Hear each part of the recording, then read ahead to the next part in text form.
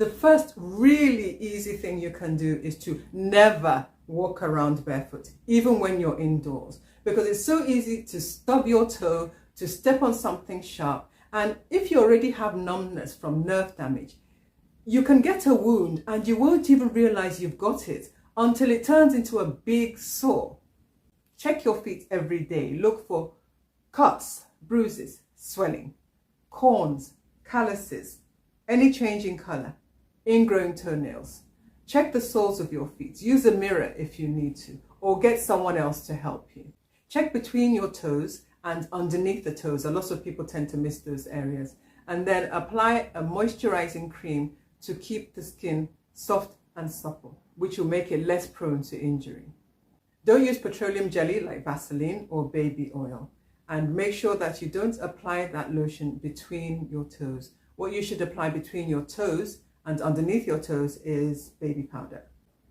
Keep your feet away from extreme heat and extreme cold. So that means that you need to avoid hot water bottles, electric blankets, and heating pads.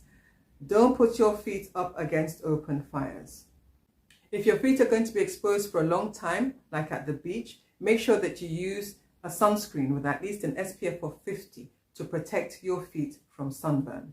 In winter, wear warm socks and shoes or lined boots. When you want to have a shower or a bath, test the water temperature with your elbow, not with your hands or your feet. Don't soak your feet for more than 5 minutes because it makes the skin boggy and very easy to injure. Also, don't take really long baths and showers.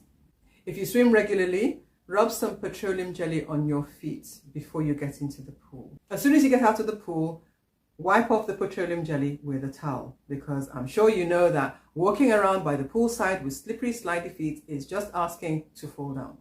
Never try to file, shave, or cut your corns or calluses. Avoid over-the-counter preparations like salicylic acid, iodine, and corn and callus removers.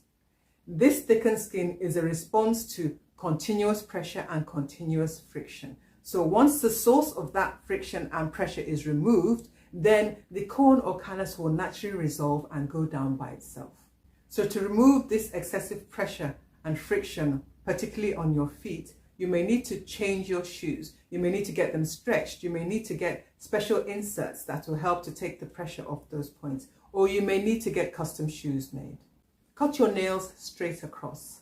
Don't cut down into the corners. If the corners of the nail are sharp, then just file them down. And never try to cut your nails if you can't see what you're doing. Get some help. Don't wear socks or stockings that are so tight that they leave marks on your skin, because they may reduce the blood supply to your feet, which can make them more prone to injury. Buy your shoes at the end of the day when your feet are at their largest. There should be nothing like breaking in your shoes, because your shoes should be comfortable from day one. Avoid pointy shoes. Look for shoes that have a rounded or square toe box.